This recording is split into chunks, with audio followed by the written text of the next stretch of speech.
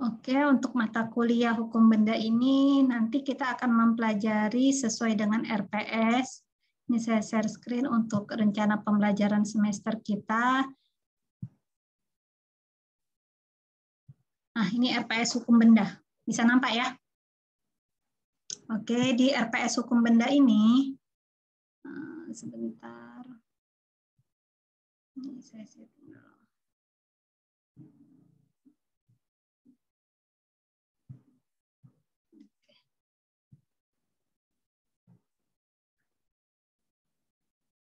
Nah, di dalam pembelajaran hukum benda ini akan kita pelajari selama 1 semester ini.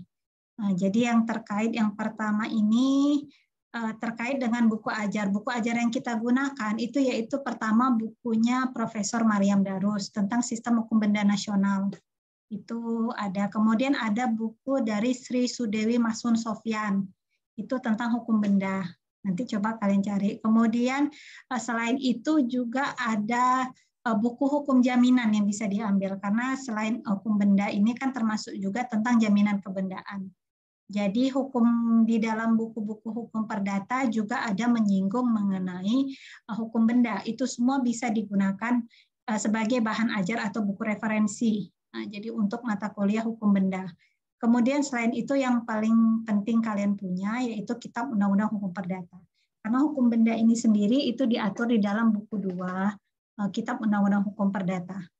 Nah, di dalam nanti perkuliahan ini akan dipelajari tentang latar belakang dulu, kemudian sistem hukum benda, ini kemudian pengertiannya. Jadi sistem hukum benda ini dia merupakan seperangkat sistem hukum yang terkait nanti dengan ketentuan-ketentuan yang ada di dalam hukum perdata. Jadi nanti kita mempelajarinya melalui pendekatan sistem di dalam hukum benda ini. Kemudian pengaturan hukum benda itu akan kita pelajari tentang apa itu benda, karena pengertian benda di dalam hukum itu berbeda mungkin dengan ilmu yang lain. Jadi di dalam ilmu hukum itu benda itu adalah barang dan hak. Segala sesuatu yang dapat dikuasai oleh hak milik. Itu diatur di dalam BW di pasal 499 KUH Perdata. Kemudian di situ tentang pembaharuan hukum benda, karena yang ada di dalam Kitab Undang-Undang Hukum Perdata kita ini, itu tidak semuanya itu masih berlaku. Tetapi ada yang sudah tidak berlaku. Misalnya dengan dikeluarkannya Undang-Undang Nomor 5 Tahun 99 tahun Undang-Undang Pokok Agraria. Nah, jadi Undang-Undang Nomor 5 itu ada yang tentang tanah itu tidak berlaku lagi. Kemudian nanti kita akan mempelajari tentang hukum harta kekayaan, karena benda ini juga merupakan harta kekayaan. Jadi yang dimiliki oleh subjek hukum itu juga akan kita pelajari. Selanjutnya kita akan mempelajari mengenai pembedaan benda. Jadi pembagian benda, pembedaannya berdasarkan misalnya sifatnya, itu juga akan kita pelajari. Juga ada hukum perlekatan namanya. Nah, kemudian asas pemisahan horizontal, kemudian pembedaan hak kebendaan. Nah, jadi ada hak kebendaan yang bersifat memberi kenikmatan, ada hak kebendaan yang bersifat memberi jaminan. Itu juga akan kita pelajari. Kemudian benda bergerak dan tidak bergerak. Nah, itu mana yang termasuk benda bergerak, mana tidak bergerak, karena nanti terkait dengan perbuatan hukum lain, misalnya jaminan. Kemudian nanti kita juga akan mempelajari mengenai hak-hak perorangan dan hak kebendaan. Ada rek in personam, ada rek in rem, ini akan kita pelajari. Jadi hak-hak kebendaan inilah. Kemudian akan kita pelajari juga bezit tentang kedudukan berkuasa. Jadi mengenai bezit, definisinya apa itu bezit, sifat bezit bagaimana, kemudian cara memperoleh, memelihara dan berakhirnya hak menguasai atau bezit.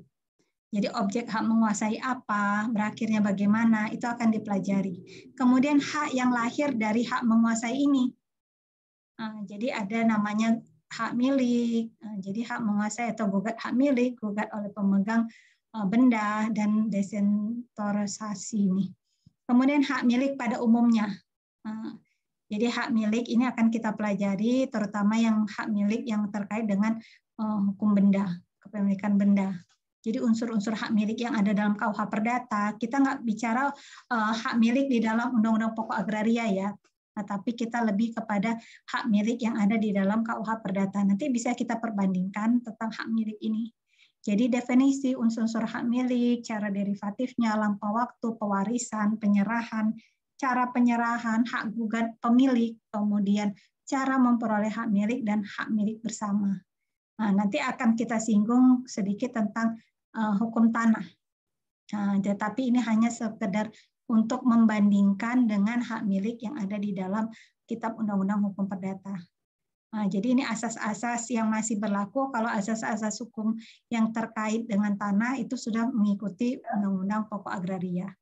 Kemudian jenis-jenis hak atas tanah itu juga akan kita pelajari, hanya singkat ya secara umumnya, karena nanti ini lebih kepada hukum agraria nanti masuk. Kemudian peralihan hak atas tanah. Kemudian ini ada juga tentang hukum bangunan gedung, kemudian hukum rumah susun, dan ada lagi nanti kita pelajari tentang jaminan. Jadi mengenai jaminan itu juga akan kita pelajari ini untuk selama 1 semester yang terkait dengan hukum benda.